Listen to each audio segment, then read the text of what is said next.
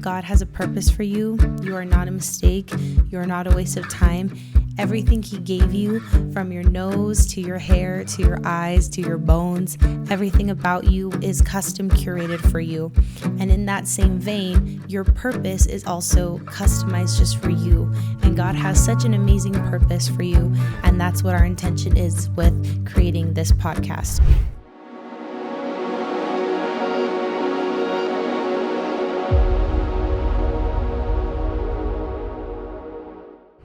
Hola familia, hi family, how are you guys doing?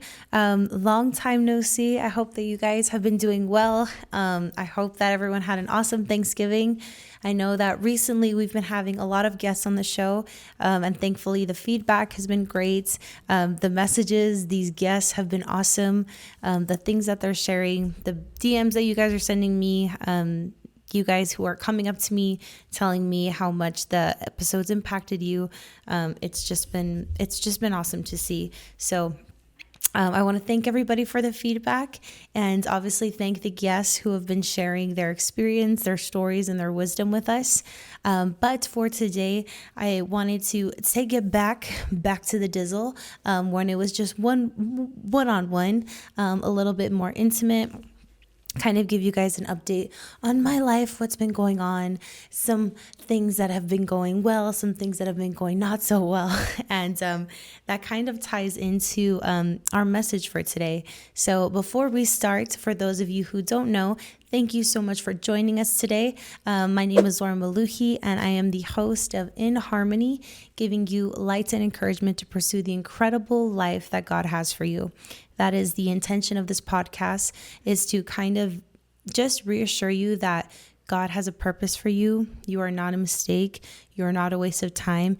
Everything He gave you, from your nose to your hair to your eyes to your bones, everything about you is custom curated for you. And in that same vein, your purpose is also customized just for you. And God has such an amazing purpose for you. And that's what our intention is with creating this podcast. Today, again, going to be a little bit more intimate, and talk to you guys a little bit more about some things that have been going on. So the inspiration for today's episode is that I'm trying to develop this habit of reading my Bible every day, reading my word. So every morning when I take my shower, I have a little meditation poof back there. I'm sure you guys have seen it in some episodes because I'm not always the best at making the camera frame look on point.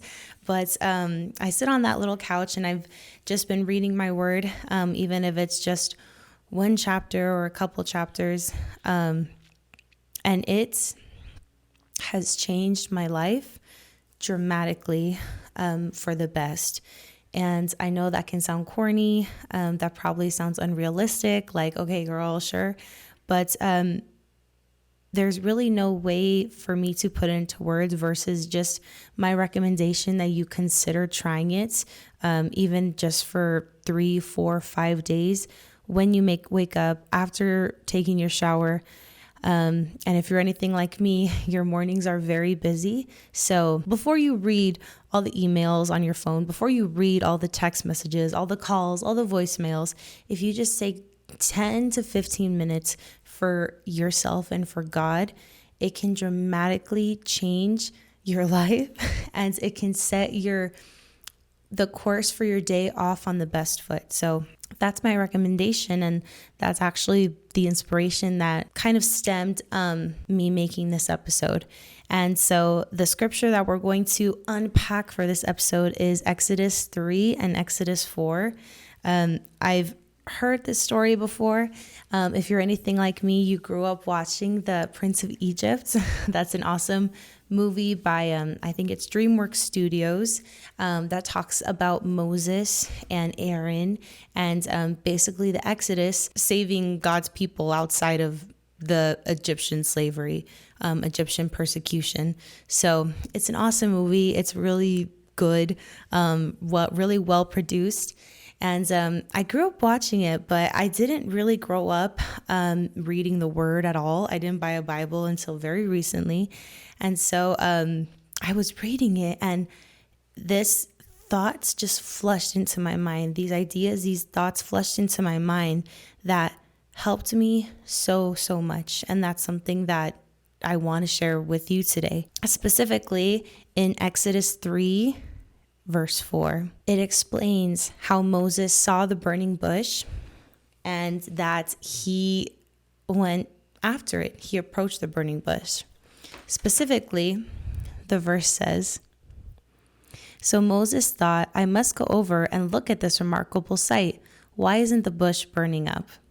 When the Lord saw that he had gone over to look, God called out to him from the bush, 'Moses, Moses.'"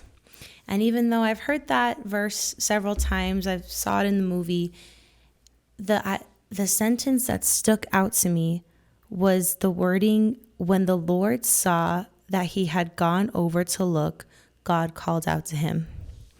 And it made me think, it's beautiful how God obviously wanted to catch Moses' attention, and he could have used anything. He could have brought an angel down from the heavens, and the angel could have started beatboxing or throwing fireworks in the air or done anything. He could have brought a golden trophy. He could have done anything to catch a shooting star, to catch Moses' attention.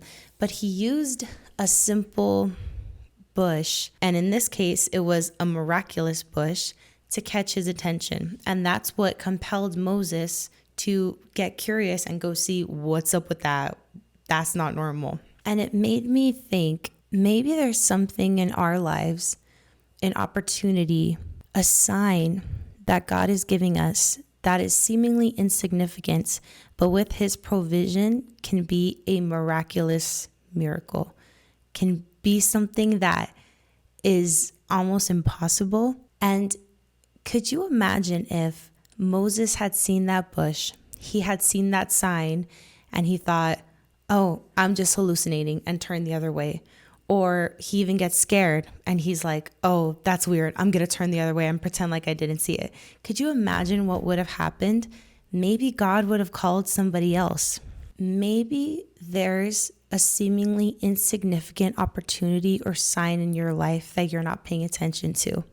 And maybe it just takes us leaning a little further to find out what that open door is, what that opportunity is, to bring and invite God into our lives and to give us clarity for what our purpose is.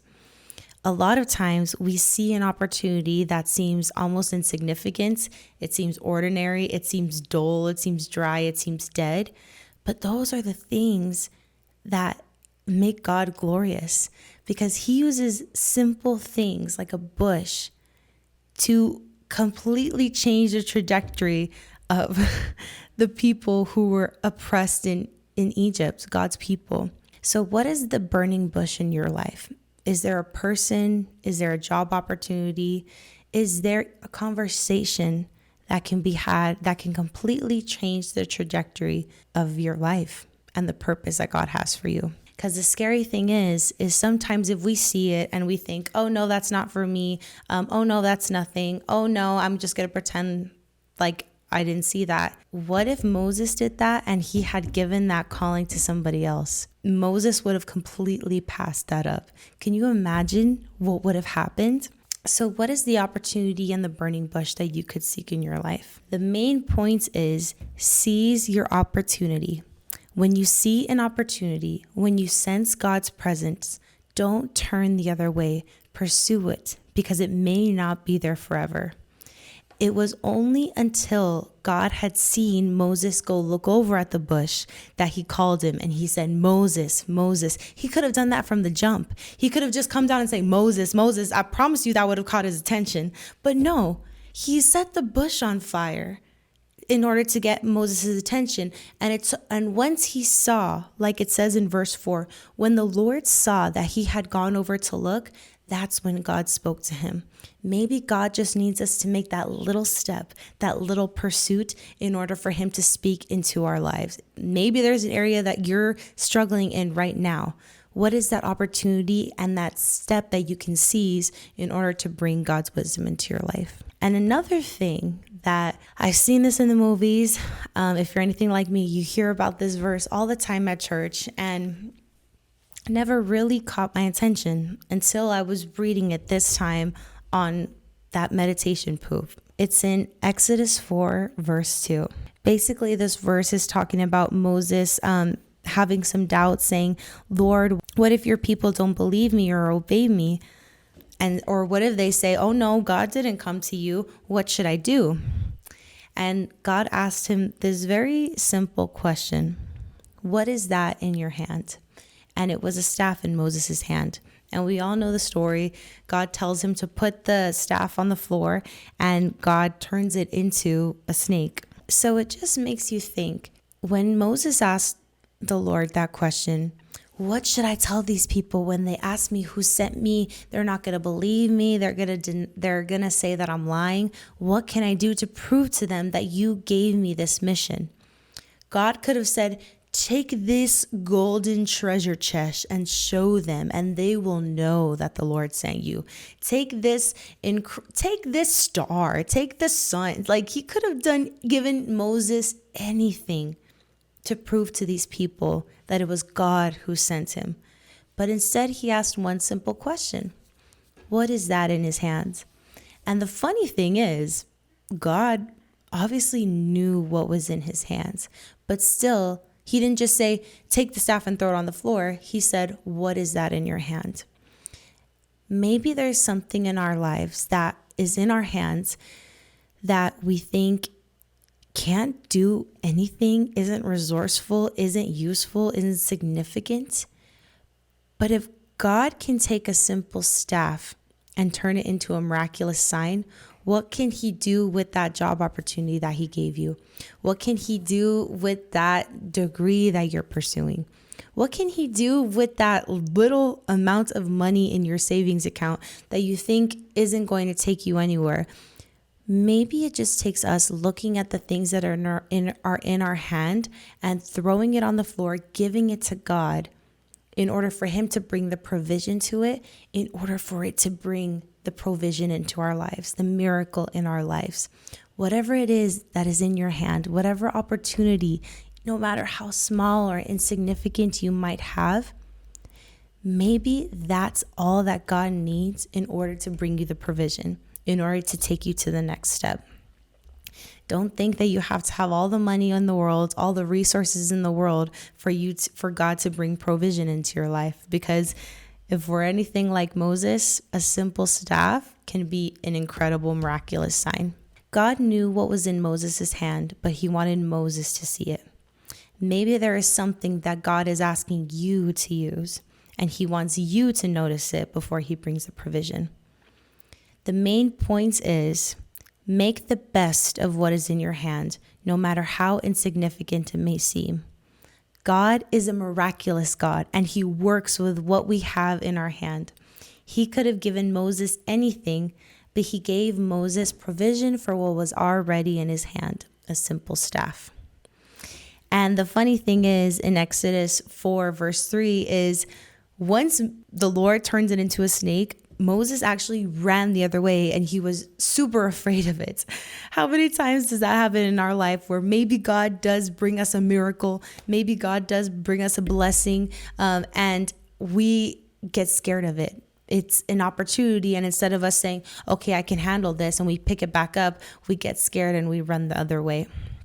We have to have, when we put something in our hand, no matter how insignificant it may seem, and we put it on the floor before the Lord, once we surrender it to him, we have to pick it back up and we have to use it. We don't just say, you figure it out, Lord. We have to pick it back up with the confidence that we're the one that God chose in order to fulfill the purpose that he has for us, nobody else.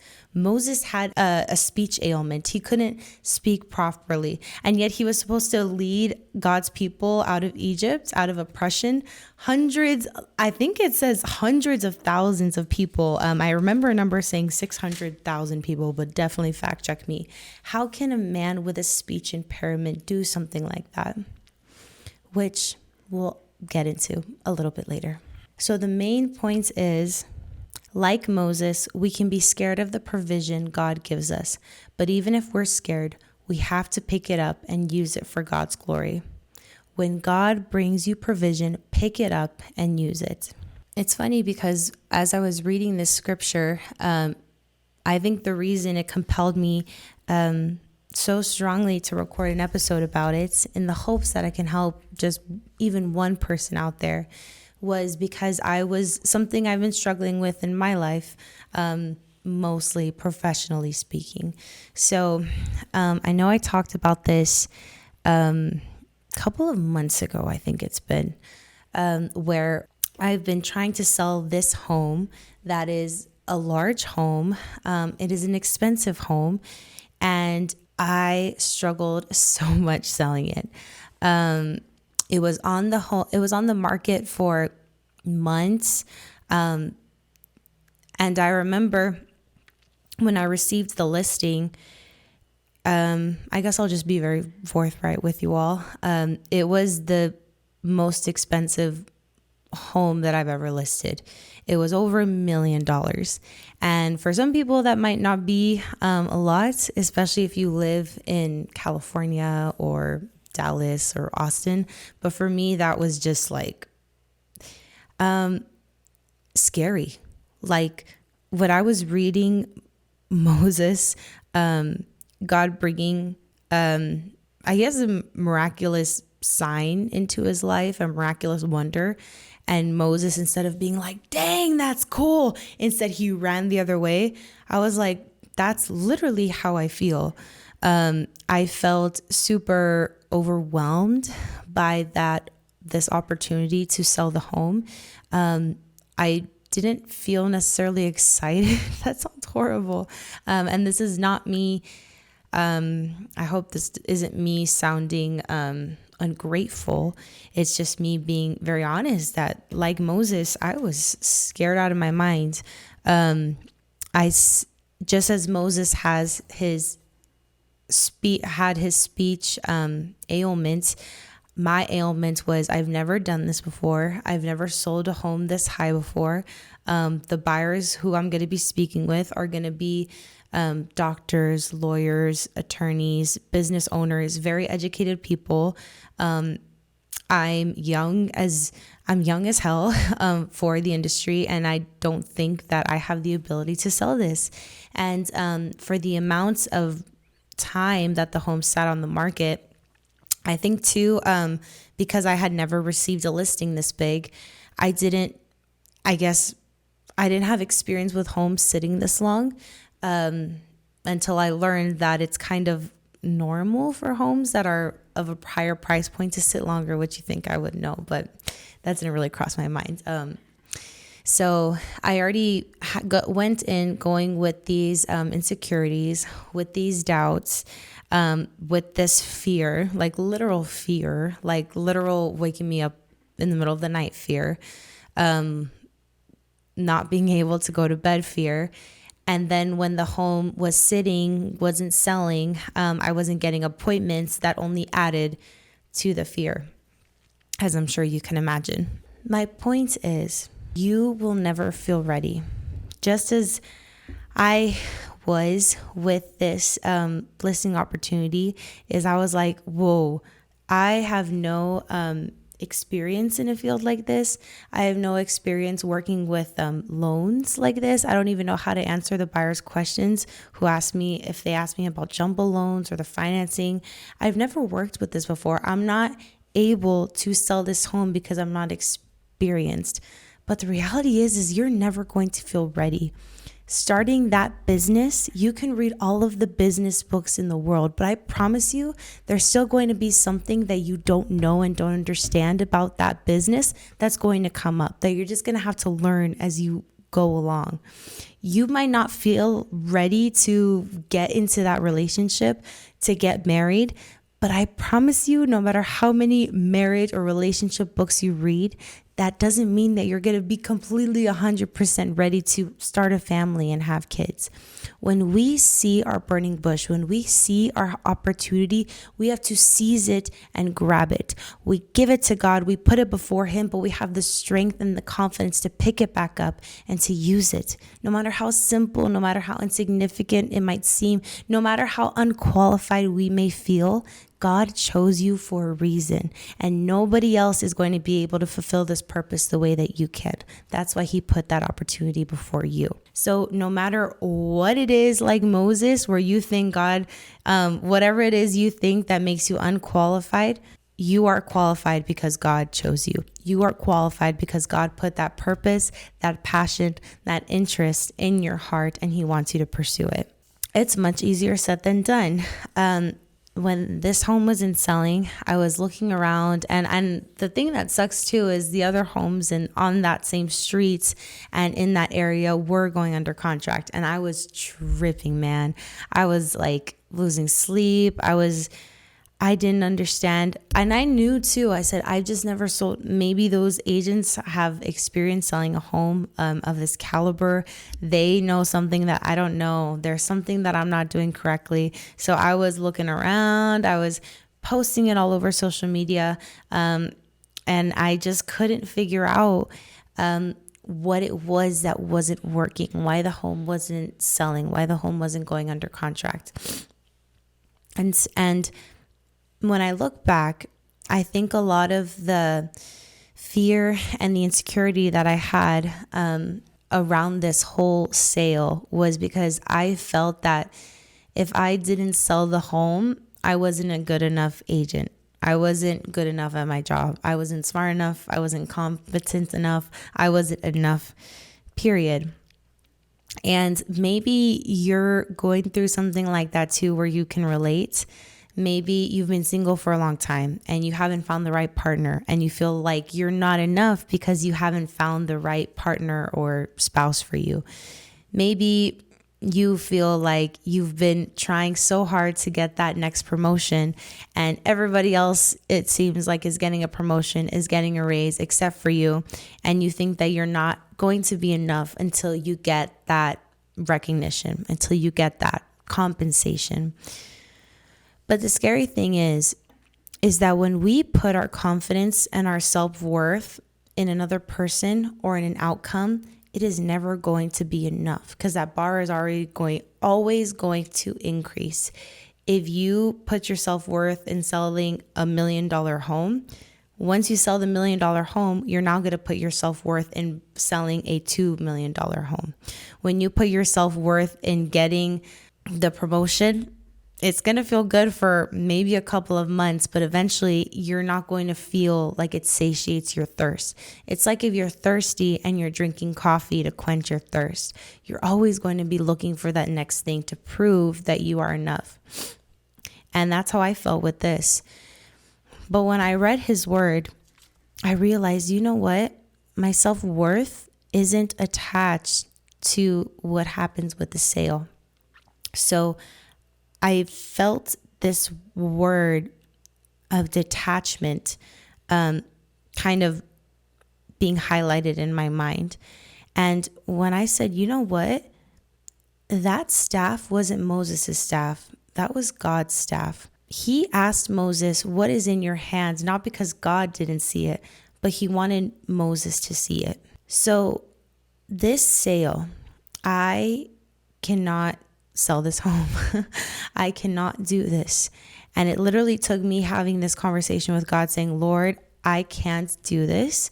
I need you. I am not competent. I am not qualified to sell this home, but still you put this opportunity before me. And I don't know why. I think that you might have chosen the wrong person because of my inexperience, because of my youth. But I literally drop it on the floor and I put it before you. And when I did that, I realized this has nothing to do with me. This is all in the hands of God. And he's going to sell this home when he wants it to be sold. And I was getting frustrated because we were receiving offers on the home, but they just weren't working out. We had a buyer who was very, very interested in the home, and that was frustrating too. I was trying so hard to make it work, and it also didn't work out. So I was just frustrated. But still, I said, you know what? Whether the home sells, whether it doesn't sell, it's not about me. And this home is not going to sell when I want it to sell. It's going to sell when God wants it to sell. I had to literally detach myself from the outcome completely. But when you detach yourself from the outcome, that doesn't mean that you give up. That doesn't mean that you throw your staff on the floor and then run away from it because you get scared when God brings a provision. You have to pick it back up and you have to use it. When you see that burning bush, you have to walk towards it in order for God to speak to you. So I was looking around and I was thinking, what am I doing differently? Why is it falling through with these buyers who are very interested? Why can't I make this work? And I was trying to think of super fun, creative ways to sell this home. But then I thought, you know what? The last home that we sold was through an open house. And a lot of some agents love open houses. Some agents hate open houses. I wouldn't say it's controversial, but there's definitely agents who don't like doing open houses and refuse to do it. And to be honest with you, I was one of those agents. I'm not going to lie. I remember having a conversation with my mother saying, open houses, they're outdated. They don't work anymore. Most buyers come to you through the MLS or from social media. And a lot do and some do. But this home is now under contract because of an open house. That was my burning bush. Something seemingly insignificant. I had been holding over 100 hours doing open house at this home. I wasn't seeing any results. It seemed like a burnt bush, not a burning bush, a burnt bush. It was dry. It was crusty. The life was sucked out of it. I was doing these open houses, and I wasn't getting the results that I wanted. I wasn't getting an offer or a buyer for the home. Until one open house that I was doing, one of the many, this past weekend. This past weekend. And sure enough, these buyers come in, love the home, and they put an offer on the home. And now we're under contract. And I am not one of those agents to get excited too early until literally the transaction closes and funds. But all to say, it took me reading the words in Exodus, and not just reading them, but really meditating on them and digesting them and implementing them into my life. Not the big, super fancy stuff like when God splits the sea, which is so cool. He splits the Red Sea, but the seemingly insignificant details like, why did the Lord choose a bush as a sign why did the Lord wait for Moses to come to the bush instead of just saying, Moses, Moses? Why did God ask him, what is in your hand, in order for him to bring a miraculous sign and turn his staff into a snake? Maybe it's because God wants us to see the opportunity and to pursue it. Even if it seems like it's insignificant, like a bush, like an open house, something that's dry and crusty, and that I walk past so many bushes in a day and it's insignificant to me. I do so many open houses a week and I'm not getting the results that I want. But still, God can make it into a miracle. He can ignite that bush where that it doesn't die. It's still alive. It's just on fire. He can use a seemingly insignificant opportunity like an open house and bring not just a buyer, but the $1 million buyer that we were looking for. And the beautiful thing is that it wasn't Moses' staff. It was God's staff. And in that same way, when we detach ourselves from the outcome, when we detach ourselves from whatever difficulty that we're experiencing in our life, when God does bring the provision, when he turns the staff into a miracle, when he brings a $1 million buyer from an open house, we can't take credit for it. And that's what I told him. I said, you know what, Lord, this has nothing to do with me. Whether this home sells, whether it doesn't sell, I'm going to do my best. I'm going to work my butt off. I'm going to walk towards that bush. I'm going to seize my opportunity. I'm going to drop it on the floor in front of you. When you turn it into a miracle, I'm going to pick it back up and I'm going to use it. But I'm not the winner here. It's you. This is not... Selling this home has nothing to do with bringing me glory, but it has everything to do with bringing you glory, because it took me completely surrendering it, detaching myself from it, in order for you to bring the provision, in order for you to bring, in my opinion, is just a miracle.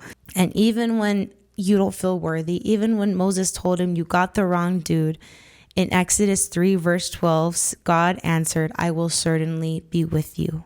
Whatever difficulty you may be facing, whatever that opportunity is that was put in front of you that you do not feel like you are qualified to do, you are not qualified to do it, but God is, and He is certainly with you. Through the highs and the lows, through the doubts and the confidence and the questioning, all of that, you don't have to have the answers. Moses didn't know how he was going to deliver his people out of Egypt. He just seized his opportunity. He picked up the staff. He used it because God was with him. And in that same way, God is with you. And the last point is a little bonus point. In Exodus 4, verse 14, God gave Moses Aaron, his brother, to help him. So even though he had a speech ailment, even though he was sluggish with his words, God said, isn't your brother Aaron? You tell Aaron what I told you, and I'll give Aaron the words to say to speak to my people. Him with you, and only with you, are going to deliver my people out of Egypt. But this was Moses' purpose. Moses was the one speaking to the Lord, and then he was communicating that to Aaron, and Aaron was communicating that to the people. God could have just sent Moses, but amidst Moses' doubts, and because of Moses' doubts, he told him to work with Aaron.